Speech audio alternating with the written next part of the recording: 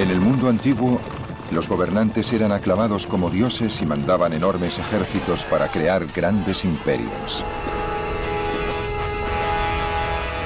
Esos emperadores y sus imperios hacían historia conquistando y absorbiendo pequeñas naciones.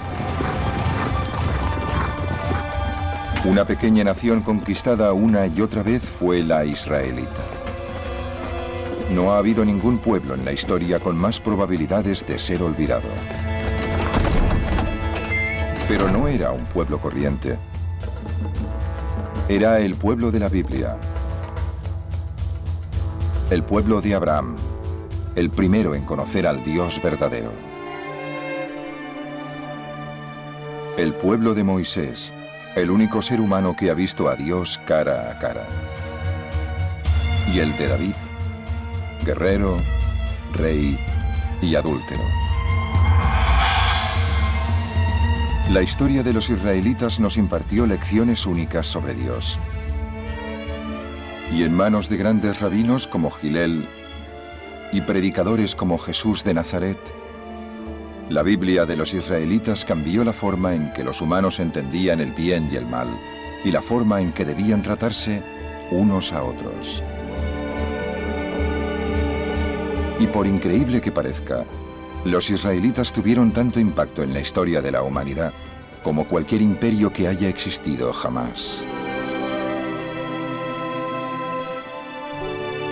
El reino de David, la saga de los israelitas. Episodio primero, junto a los ríos de Babilonia.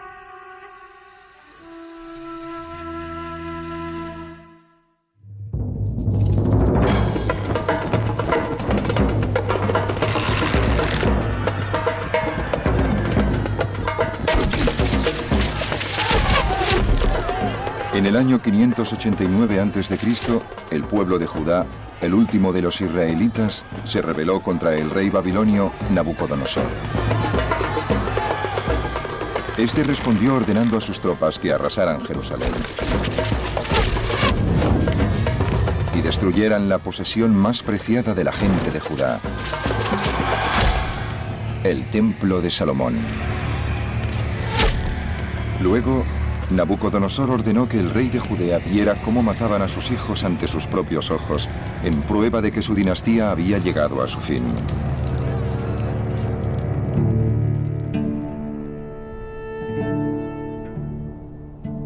Al fin, los babilonios llevaron a la gente de Jerusalén al exilio en Babilonia.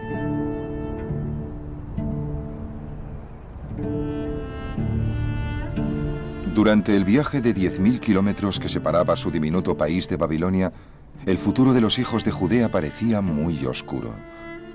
Solo unas cuantas generaciones antes, las tribus israelitas del norte habían marchado al exilio y desaparecido para siempre.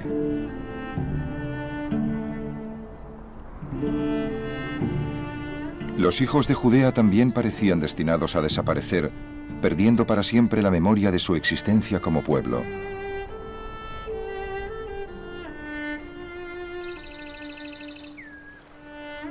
Su desánimo se captó en un poema del libro de los Salmos.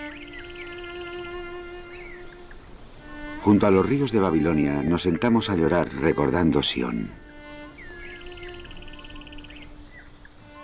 Colgamos de los nísperos nuestras arpas, porque nuestros carceleros nos pedían que cantáramos una canción. Pero ¿cómo podemos cantar una canción del Señor en tierra extraña?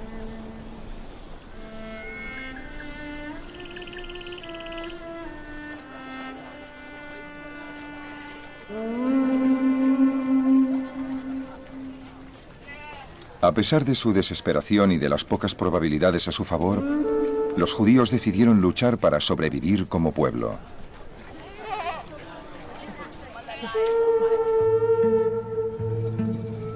Decidieron luchar no con lanzas y espadas, sino escribiendo un libro.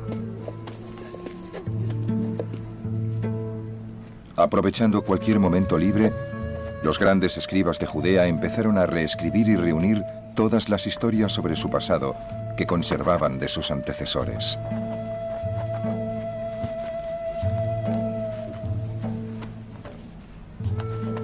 El texto que compilaron fue la primera edición del libro con mayor influencia en la historia de la humanidad, la Biblia hebrea. La Biblia fue el primer libro. Y se puede discutir si es una obra histórica buena o mala, pero yo creo que es extraordinaria para ser un primer intento, porque fue la primera vez que los humanos escribieron una historia así, que abarcara tantas generaciones. Y es una maravilla que lo hicieran tan bien a la primera y que su impacto haya perdurado tanto.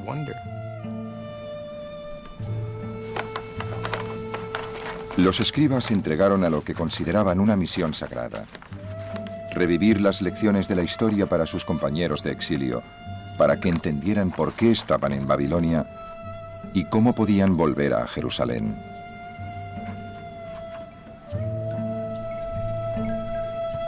Su libro era una guía sobre cómo debían vivir los exiliados de Judea, no una historia en sentido literal.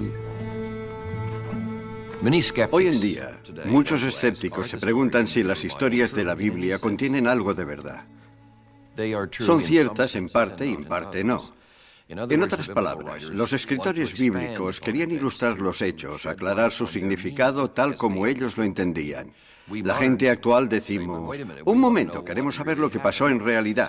Para nosotros, escépticos o no, la pregunta suele ser si una historia que no es verdadera en todos sus detalles puede ser moralmente edificante. La respuesta es sí. La Biblia no tiene por qué ser cierta literalmente en todos sus detalles para ser verdadera en otros sentidos.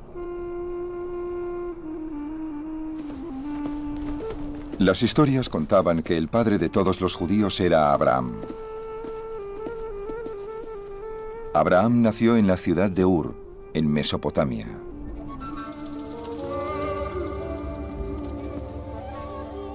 Según el libro judío de la tradición y la ley, el Talmud, la gente del país de Abraham adoraba el cielo, y cada ciudad adoraba un cuerpo celeste distinto.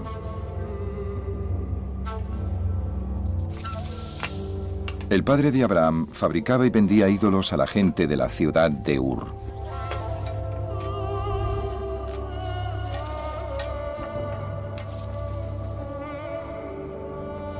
Pero Abraham no podía aceptar las ideas religiosas de su padre. Hay una leyenda muy famosa que dice que cuando Abraham era un muchacho, su padre, Terah, tenía una tienda que estaba llena de ídolos. Un día le dijo a su hijo, vigílame la tienda un momento, voy a salir. Cuando volvió, se encontró con que todos los ídolos de la tienda estaban rotos, menos el más grande, que tenía un bastón de madera en las manos. El padre dijo a Abraham, ¿qué ha pasado? Te dejé a cargo de la tienda, ¿qué ha pasado? Abraham dijo, no te enfades conmigo. Este Dios más grande ha destruido a todos los demás. Su padre dijo, ¿te has vuelto loco? Si son de madera y piedra. Y Abraham dijo, ajá, precisamente, solo son madera y piedra. Y esta historia viene a decirnos que fue Abraham el primero en descubrir que había un solo Dios en el universo, que Dios creó el cielo y la tierra y no al revés. Según las historias, cuando Abraham empezó a decir que creía en un solo Dios que regía el universo, ese Dios le dio una misión. Y el Señor dijo a Abraham, dejarás tu país, tu familia y la casa de tu padre, y te irás a un país que yo te mostraré, y lo convertiré en una gran nación. Bendeciré a los que te bendigan, y maldeciré a los que te maldigan. Y todas las familias de la tierra serán bendecidas a través de ti. La historia dice que Dios guió a Abraham hasta una tierra cercana a Egipto llamada Caná. En Caná, Dios probó a Abraham y Abraham intentó aprender de Dios. En su encuentro más perturbador, Dios pidió a Abraham que le sacrificara a su hijo. Abraham, Abraham, dijo Dios, toma a tu hijo, tu único hijo, tu amado Isaac, y ofrécemelo en sacrificio en la cima de una montaña que te señalaré.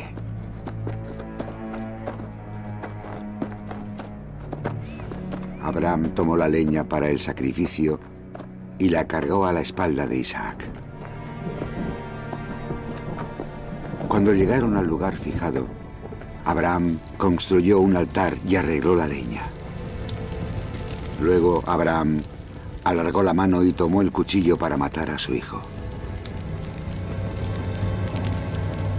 Pero el ángel del Señor le llamó desde el cielo.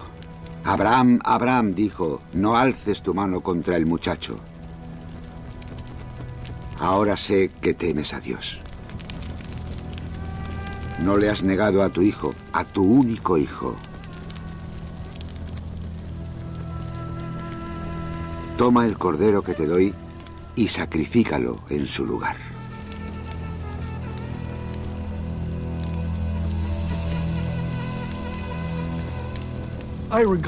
Yo lo veo como un pulso, a ver quién puede más. En el último momento, cuando Abraham ya tiene el cuchillo en la mano y está dispuesto a hacer el sacrificio, ¿quién se echa atrás? Dios o su ángel dice, vale, me doy por satisfecho, no lo hagas. ¿Lo habría hecho Abraham?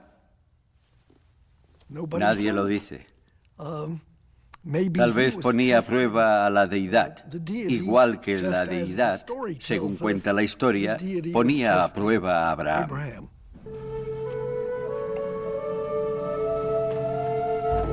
La historia cuenta que gracias a la obediencia de Abraham, Dios le hizo una promesa. Juro por mí mismo que por lo que has hecho, por no haberme negado a tu propio hijo, haré que lluevan las bendiciones sobre ti. Tus descendientes serán tan numerosos como las estrellas del cielo. Abraham es, digamos, una figura mítica. Si existió históricamente o no, es casi irrelevante para lo que representa, que es el rechazo de la idolatría y la idea de convertirnos en un pueblo que adora a un solo Dios. En el imaginario judío, Abraham destaca por su hospitalidad, por su buen recibimiento a los demás, y creo que ese es el corolario de su monoteísmo, que todos somos hermanos y hermanas, y por eso somos bienvenidos bajo la misma tienda. La historia de la relación de Abraham con Dios hablaría con tanta fuerza a las futuras generaciones que Abraham fue adoptado como fundador del Islam y del cristianismo, así como del judaísmo.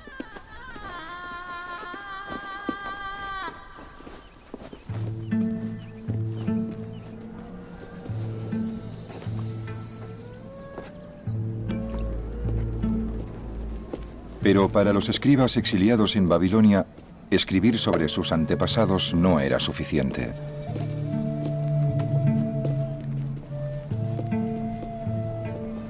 El gran desafío era encontrar un sentido a su propio mundo.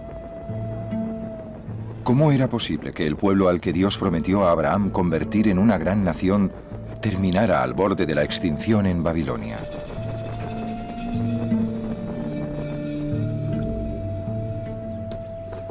Uno de los problemas del monoteísmo es que no tienes a nadie a quien culpar cuando tienes problemas. En las religiones paganas, si otra nación te derrota, puedes decir que su Dios es más poderoso que el tuyo. Pero en el caso del monoteísmo, si estás sufriendo, es porque algo malo habrás hecho.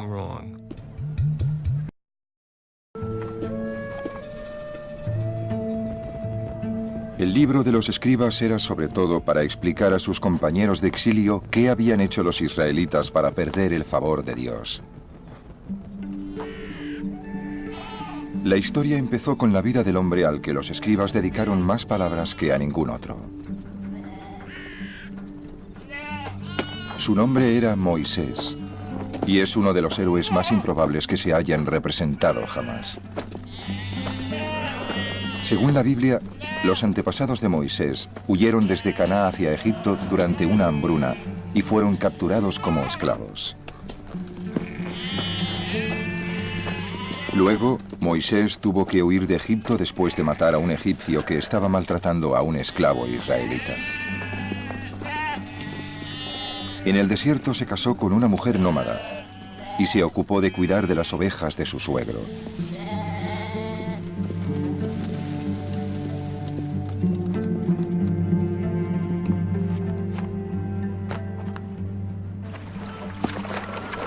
Pero Dios tenía otros planes para Moisés. Dios se le apareció como una llama que ardía dentro de un arbusto. Moisés miró y vio que el arbusto ardía, pero no se quemaba. Moisés dijo: «Debo acercarme a ver algo tan extraño». Cuando Dios lo vio, le dijo a Moisés desde dentro del arbusto: «Yo soy Yahvé, el Dios de tus antepasados, el Dios de Abraham, el Dios de Isaac, el Dios de Jacob. He visto la desgracia de mi pueblo en Egipto y te mandaré a decirle al faraón que deje salir de Egipto a mi pueblo israelita».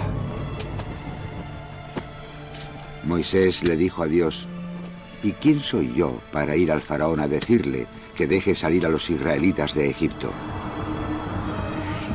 Dios dijo: «Yo estaré a tu lado». Entonces Moisés le dijo a Dios: «Por favor, Señor, manda a otra persona, porque nunca fui elocuente. Soy lento y dudo al hablar».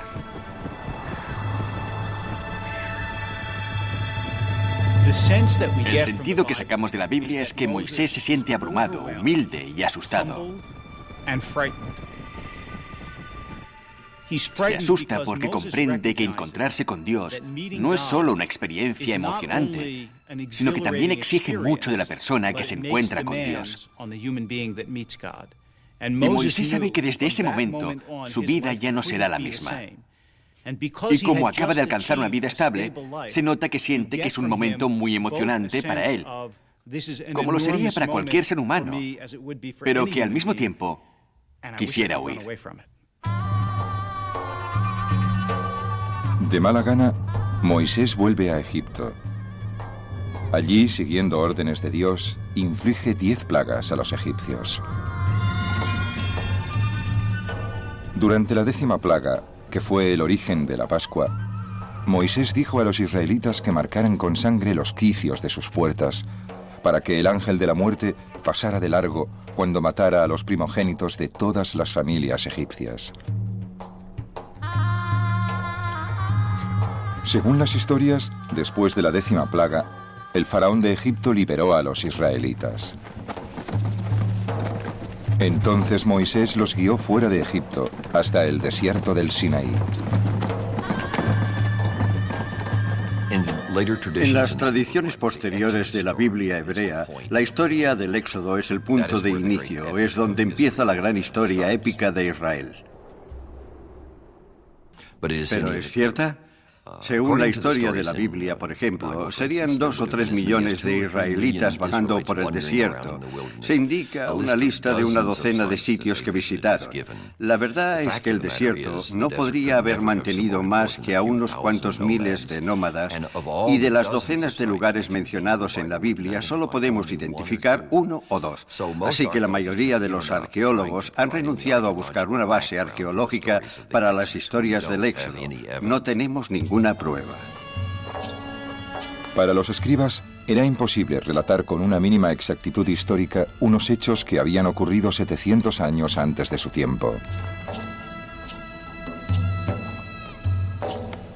Lo único que podían hacer era comunicar a sus compañeros de exilio las lecciones eternas que enseñaba la historia de Moisés. Los estudiosos modernos discuten muchos aspectos de la historia del Éxodo.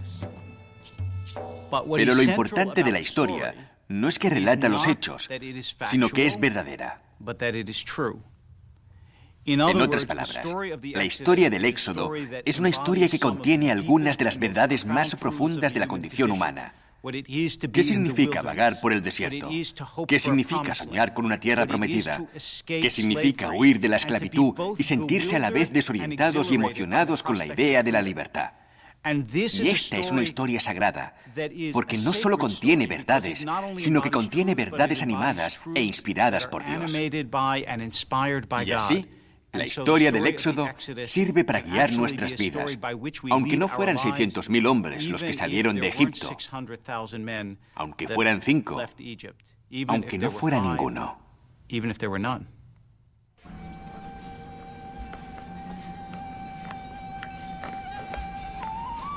Para los escritores de la Biblia, las verdades más importantes se encontraban en la historia de cómo Dios entregó a Moisés las leyes que su pueblo debía observar para siempre.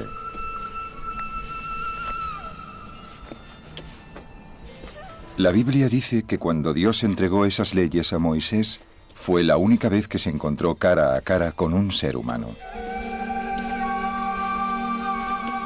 El Señor descendió sobre el monte Sinaí y llamó a Moisés a la cima de la montaña. Y Moisés subió. Luego Dios le dictó sus palabras. Le dijo: Yo soy Yahvé, tu Dios, que te sacó de Egipto. No adorarás a ningún otro Dios que a mí. No esculpirás imágenes para venerarlas ni servirlas. No usarás el nombre de Yahvé en vano. Recordarás el día del Sabbat y lo santificarás. Honrarás a tu padre y a tu madre. No matarás. No cometerás adulterio. No robarás. No prestarás falso testimonio. No codiciarás los bienes del prójimo.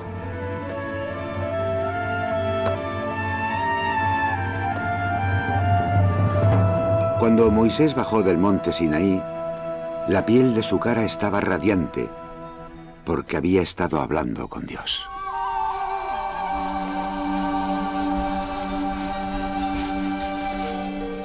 Lo más revolucionario de los 10 mandamientos fue que Dios no se preocupa sobre todo de cómo los humanos tratan a Dios, que al fin y al cabo era el ideal pagano. Hay que hacerle sacrificios como es debido. Hay que obedecer sus indicaciones, porque los dioses te tratarán bien si tú les tratas bien. Pero los 10 mandamientos dicen que Dios se preocupa de cómo los humanos se tratan unos a otros. El enfoque deja de ser honrar a Dios tratando bien a Dios para honrar a Dios tratando bien a la persona que tienes delante. Los 10 mandamientos resumieron la esencia del mensaje judío para todos los tiempos. Para los escribas, lo que ocurrió en el monte Sinaí fue la clave para entender por qué Israel había perdido el favor de Dios. Porque los 10 mandamientos eran el núcleo de un contrato vinculante entre Dios y los israelitas. Uno de los grandes descubrimientos de los estudiosos del último siglo fue que en el antiguo Oriente Próximo había todo tipo de documentos legales, tratados entre naciones y entre individuos. Y en la Biblia, el contrato entre Dios e Israel adopta la forma de esos antiguos contratos. Usa la terminología legal de la época. Es como si ese contrato, firmado hoy en día, dijera: en lo sucesivo, Dios será la parte contratante de la primera parte, e Israel será la parte contratante de la segunda parte. Considerando que la parte contratante de la primera parte guió a la parte contratante de la segunda parte fuera de Egipto, lejos de la esclavitud, se acuerda que no tendrá otros dioses, etc. El contrato, en realidad, usa terminología legal. Se entendía como un contrato entre Dios e Israel. Dios ha hecho esto, esto y esto por vosotros, y esto es lo que vosotros tenéis que hacer a cambio.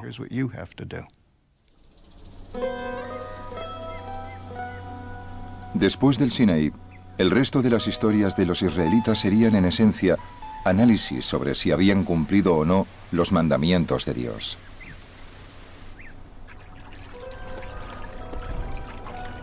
Fue un desafío al que tenían que enfrentarse sin Moisés para guiarles.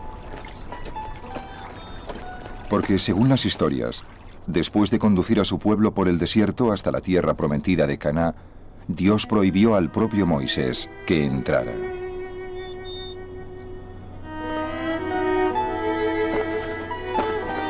Moisés subió al monte Nebo y Yahvé le mostró todo el país.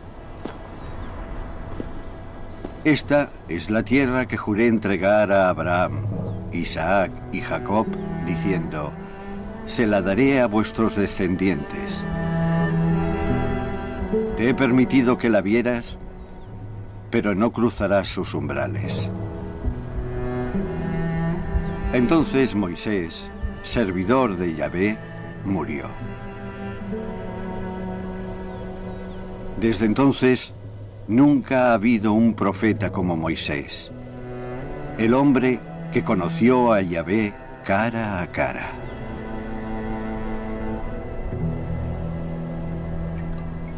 Tenemos a un hombre que, para empezar, no quería ser profeta. Fue Dios quien le obligó. Todo con la idea de llegar a la tierra prometida y luego, a las mismas puertas de la tierra prometida, le dice que no puede entrar y que debe morir. El dolor de ese momento es casi insoportable. Y también la sensación de que la vida de Moisés, a pesar de todos sus triunfos, es una vida frustrada. Lo único que hace que el lector pueda seguir es que la Biblia termina diciendo que Moisés vio a Dios cara a cara. Por eso, aunque Moisés no llegó a ver la tierra prometida, que era el objetivo de su vida, sí llegó a ver a Dios, lo que, tal como dice la Biblia, es el objetivo de cualquier vida.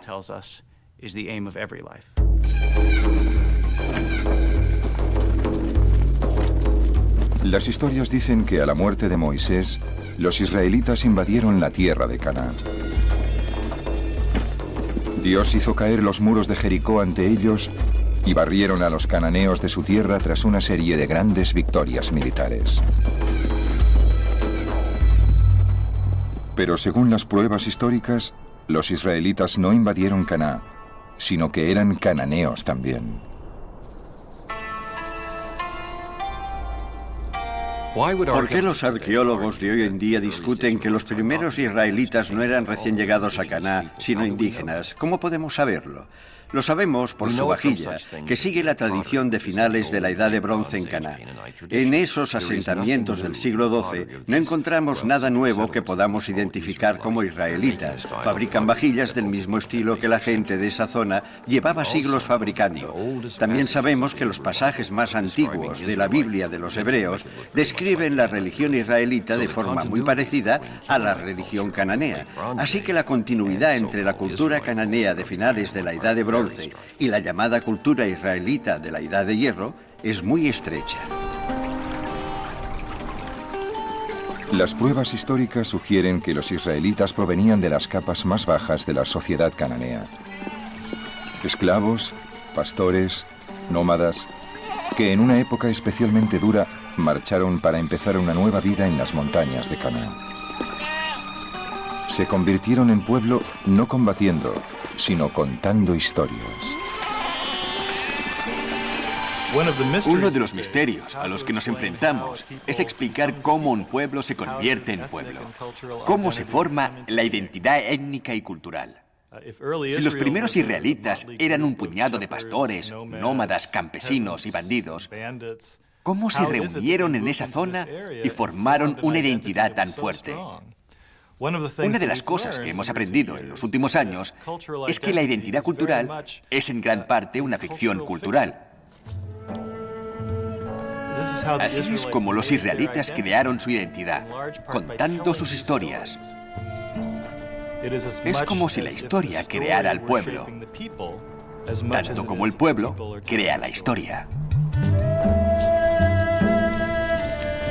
Las historias que contaban los israelitas eran muy adecuadas para inspirar y guiar a una nueva comunidad, porque contenían una riqueza de detalles increíbles sobre las vidas y las relaciones entre seres humanos.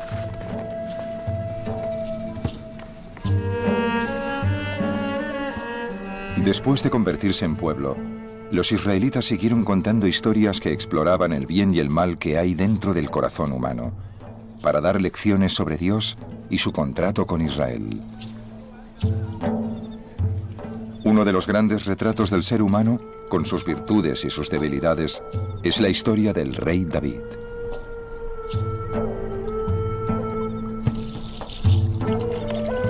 La de David es una historia humana, realmente palpitante de realismo. No es solo la historia de un héroe, es la historia de una familia desestructurada y de un hombre lleno de defectos, pero que no podía resultar indiferente. Y eso inspiró a un genio literario temprano, tal vez el primer genio literario de la historia, para poner la vida de este hombre sobre el papel, o digamos que sobre el pergamino.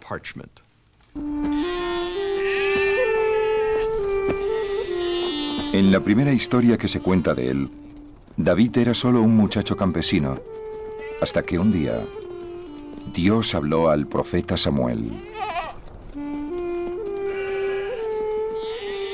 Te enviaré a Jesé de Belén, porque he encontrado un rey para mí entre sus hijos. Samuel se dirigió a casa de Jesé a buscar al futuro rey. Samuel vio al hijo mayor de Jesé, pero Yahvé le dijo a Samuel: no te fijes en su aspecto ni en su altura, porque yo le he rechazado. Yo no miro como los humanos. Ellos ven las apariencias, pero yo veo el corazón. Dios dijo a Samuel que rechazara a 7 de los hijos de Jesé, uno a uno. Luego Samuel preguntó: ¿no tienes ningún otro hijo? Jesé contestó: solo queda el más pequeño, que está cuidando el rebaño. Dios dijo: levántate y úngelo. Él es el elegido. Los israelitas ya tenían un rey llamado Saúl, pero era un hombre atormentado, que había irritado a Dios. Ignorante del destino de David, Saúl admitió al joven en su palacio para que tocara el arpa y calmara su espíritu. Pronto, David fue como un hijo para Saúl. Entonces, un día, llegó al palacio la noticia de que el mayor de los guerreros filisteos, Goliat, había desafiado a los israelitas a que mandaran a alguien a luchar con él en combate singular. Nadie se atrevía a aceptar el desafío. Solo el joven arpista del rey.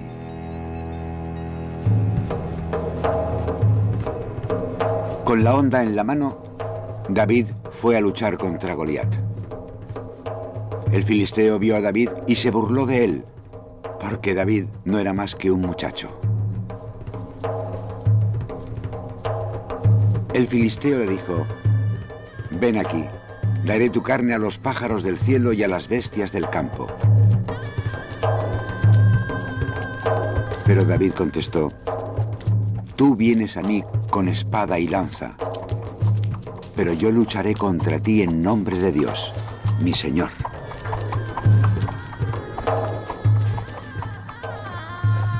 Para los escritores de la Biblia, la historia del pequeño David matando a Goliat significaba mucho más que una simple batalla.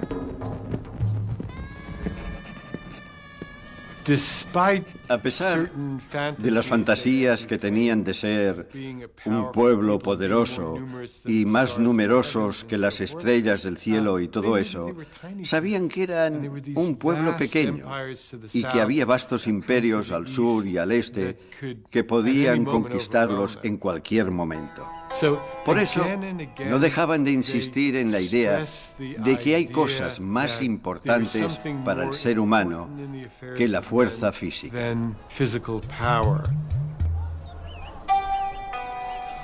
Cuando David mató a Goliat, su fama se extendió por Israel. El amor del rey Saúl se convirtió en celos, e intentó matar a David una y otra vez. David huyó de la corte de Saúl y se convirtió en un bandido. Una noche, desde su escondite, David vio a Saúl y su ejército. Para los hombres de David, era la ocasión perfecta para salvar su vida y convertirle en rey. En medio de la noche, David y uno de sus hombres se abrieron camino hacia el campo enemigo y encontraron a Saúl dormido en su campamento. Entonces el hombre dijo a David: «Déjame que lo clave en el suelo con su propia lanza». David contestó: «No le mates. Nos llevaremos la lanza que hay junto a su cabeza y su jarra de agua y nos marcharemos». Cuando llegó a la colina más cercana, David levantó la lanza de Saúl y le llamó. David sale y le lanza un discurso a Saúl diciendo que no le desean ningún mal. Y de repente, en uno de esos giros tan notables de la narrativa bíblica, Saúl dice: «¿Es tu voz, David, hijo mío?». Y se echa a llorar. Cuando el rey Saúl muere en una batalla contra los filisteos, el hijo menor del pastor ve cómo se cumple su destino. David es coronado rey.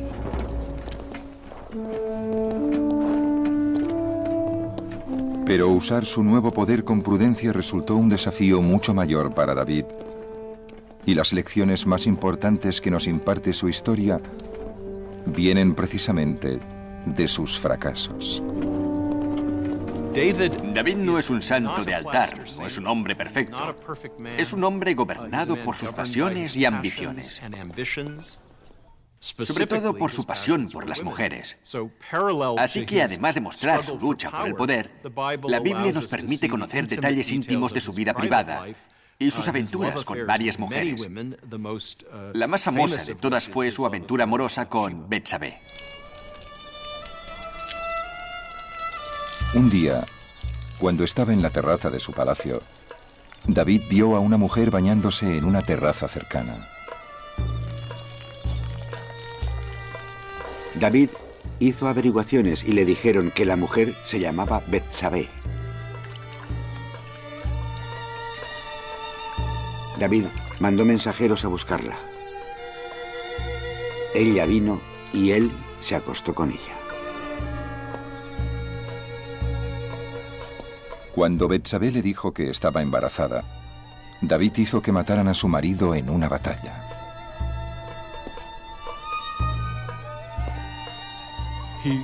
Mira por la ventana del palacio y ve a una mujer preciosa bañándose en la terraza de una casa cercana.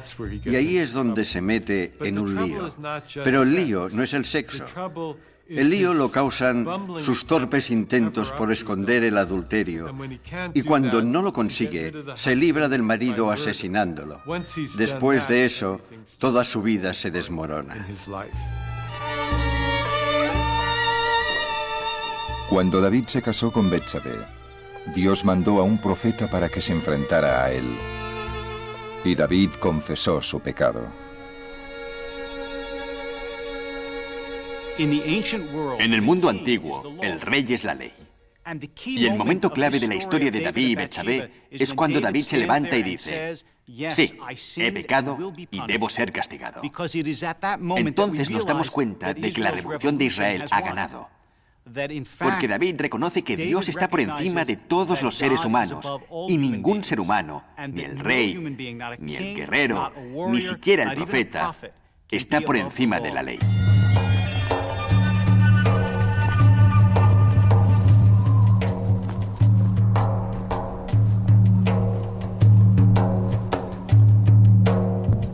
Como castigo por su pecado, Dios maldijo a David y a sus descendientes.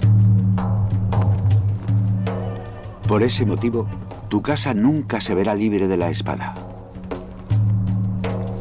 Tú has actuado en secreto, pero yo actuaré a la vista de todo Israel.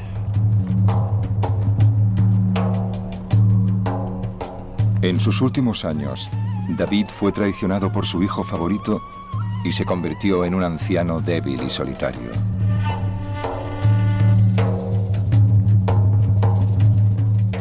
Para los escritores de la Biblia, la violación de los mandamientos por parte de David y la maldición de Dios sobre su casa ayudaban a explicar los desastres que sufriría Israel en los años posteriores a David.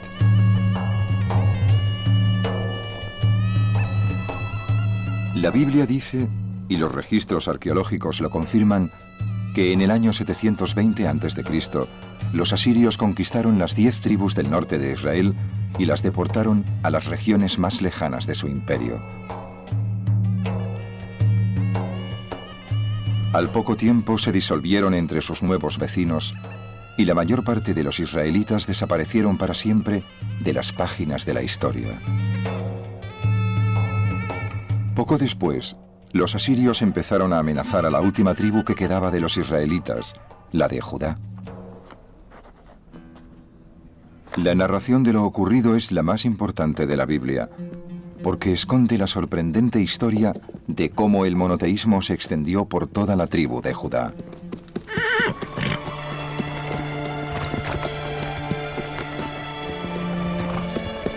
En el año 640 a.C., la tierra de Judea estaba gobernada por el rey Josué. Josué tenía un miedo atroz a que su pueblo no estuviera preparado para enfrentarse a la amenaza no solo de Asiria, sino también de Egipto y Babilonia. La mayor parte del pueblo de Judea era gente rural, a quienes les importaba poco Jerusalén y su rey.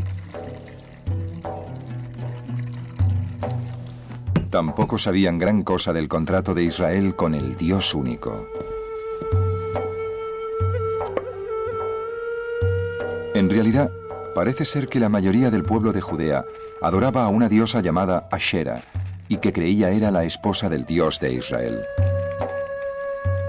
Una lectura superficial de la Biblia hebrea hace suponer que todos los primeros israelitas eran monoteístas. Pero hoy en día, muchos arqueólogos y estudiosos de la Biblia creen que el monoteísmo fue una evolución mucho más tardía y tal vez no llegó a imponerse hasta la caída de Jerusalén a principios del siglo VI a.C.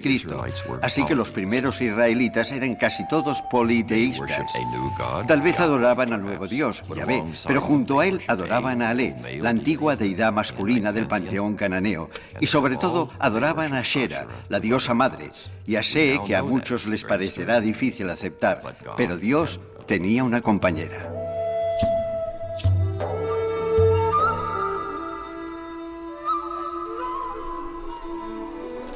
Pero el rey Josué y sus aliados entre los sacerdotes del templo de Jerusalén decidieron unir a la nación en la creencia de un Dios todopoderoso.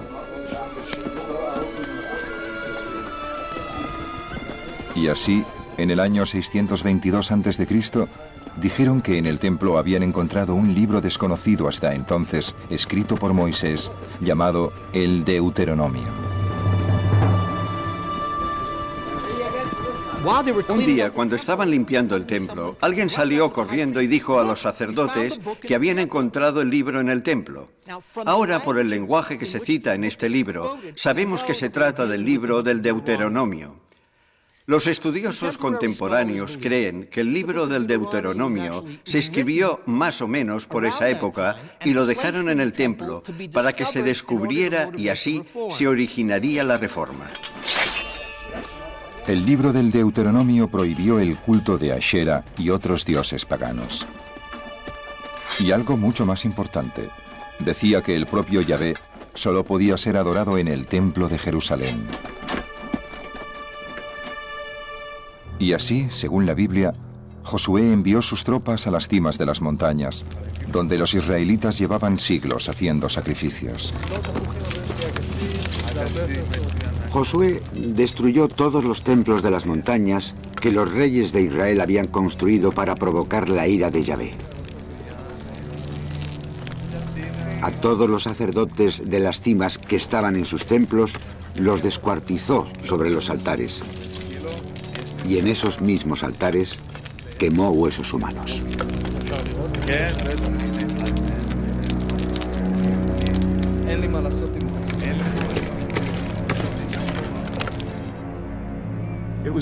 Fue una de las grandes revoluciones religiosas del antiguo Israel. Porque ahora no podías ir a cualquier sitio cuando querías sacrificar un animal. Solo podías hacerlo en un sitio. Fue el principio del monoteísmo en Israel. Los registros arqueológicos y el propio registro de la Biblia atestiguan que el monoteísmo no se impuso de la noche a la mañana. La gente no salió y dijo, vaya, sí que existe un solo Dios. Voy a tirar todas estas estatuas que tengo en casa, que pertenecieron a mi abuelo y a todos sus antepasados, y dejaré de adorar a los dioses que siempre he venerado. Era una idea increíblemente nueva para la gente. El Deuteronomio fue un logro increíble. Dio vida al monoteísmo en Judea, volviendo a narrar la historia de Moisés, centrándose sobre todo en enseñar cómo debían tratarse los humanos entre sí.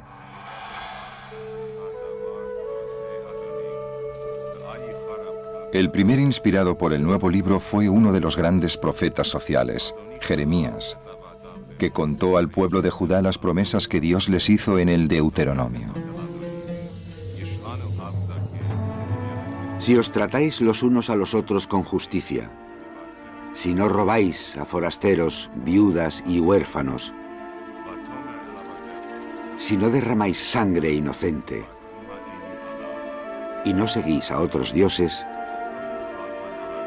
os dejaré permanecer en este lugar, en este país que entregué para siempre a vuestros ancestros. La Biblia nos exige que nos cuidemos unos a otros y que nos amemos unos a los otros. Y los profetas nos dicen que haciéndolo encontraremos a Dios. Los profetas sociales insisten muchísimo en que si tienes riquezas, debes compartirlas. Como dice Amos, no puedes tumbarte en sofás de marfil y beber vino. Si no das a los pobres, le fallas a Dios. Y no cuentas para nada si vas a la iglesia o a la sinagoga.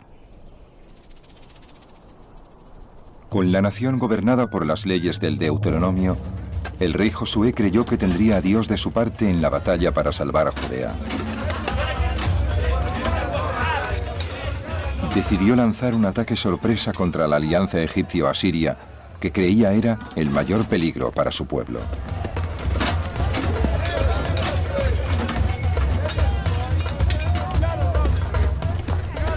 En el año 609 a.C., Josué y sus hombres pusieron una trampa al ejército egipcio.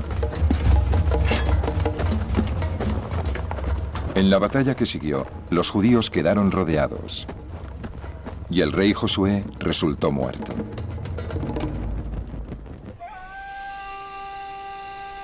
A la muerte de Josué, los reyes que le sucedieron restablecieron el culto de Ashera y de los demás dioses.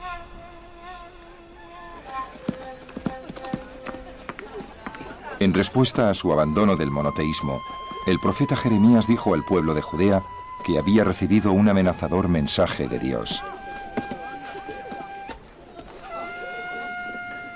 La palabra de Yahvé llegó a mí. Ve a casa del alfarero. Y fui a casa del alfarero y le encontré trabajando en el torno. Pero la vasija que hacía le estaba saliendo mal, como ocurre a veces con las vasijas de barro. Así que volvió a empezar. Entonces escuché la voz de Yahvé. Casa de Israel, ¿es que no puedo hacer yo lo mismo que el alfarero? Oíd, os estoy preparando un desastre. Según Jeremías, Dios estaba tan irritado que decidió mandar a los judíos al exilio y volver a empezar.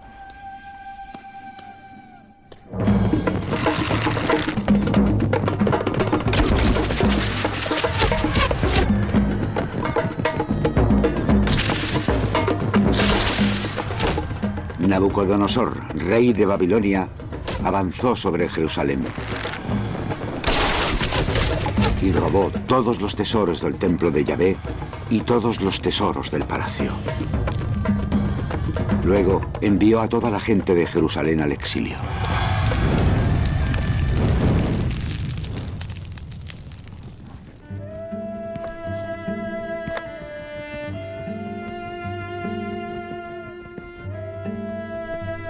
Con la conquista de Judea por los babilonios, los escribas llegaron al final de la historia de cómo el pueblo elegido fue enviado al exilio.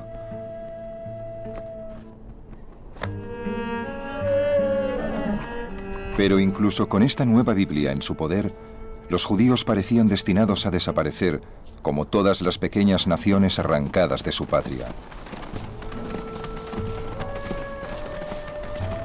Porque en un mundo donde los imperios arrasaban cuanto hallaban a su paso, ¿cómo podía un libro de historias salvar a un pueblo de la extinción?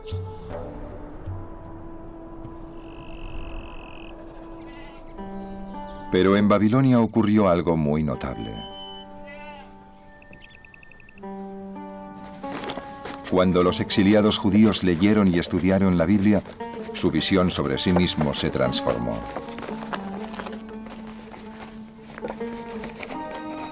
Serían unas historias muy interesantes, aunque solo fueran historias del pasado.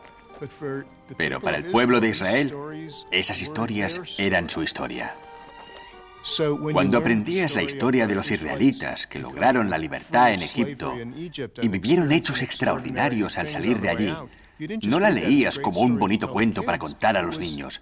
Eran tus propias creencias sobre el poder, la importancia de la liberación al ser libre. No es historia, no es memoria, es vida, forma parte de ti. Los exiliados podían entender mejor por qué estaban en Babilonia leyendo la Biblia.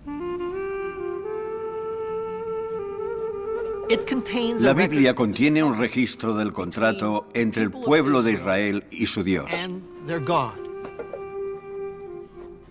Pero también recoge las penas previstas por violación del contrato. Y una de las que están en la lista es el exilio.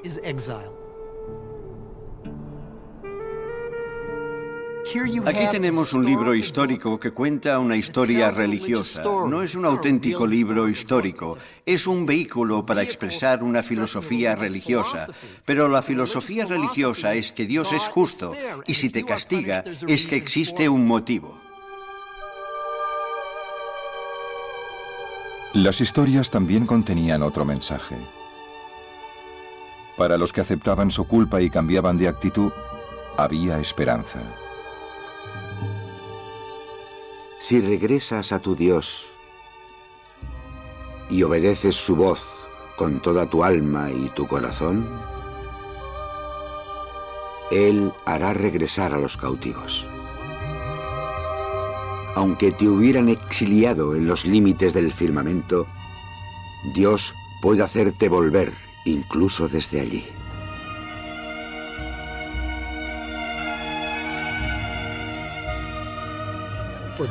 A corto plazo, estaba claro lo que debían hacer. Tenían que prestar atención al contrato y empezar a vivir según el contrato desde el exilio. Y lo que vemos en el exilio en Babilonia es una transformación de la religión israelita en algo nuevo que podríamos llamar la forma más temprana de judaísmo. En Babilonia, los judíos abrazaron la creencia en un Dios todopoderoso como nunca antes. Y al poco tiempo, en uno de los giros más notables de la historia, su convicción de que Dios permitiría a su pueblo fiel volver a casa se convertiría en realidad.